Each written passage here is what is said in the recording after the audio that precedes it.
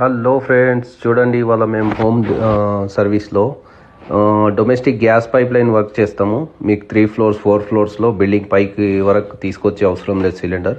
ఇది చూడండి, ఇది పైప్ లైన్ వర్క్ కంప్లీట్ అయింది. ఎంత నీట్గా ఉంది. మీకు ఇక్కడ గ్యాస్ కనెక్షన్ ఉంది, ఇక్కడ ఆన్ ఆఫ్ చేసే వాల్స్ ఉన్నాయి.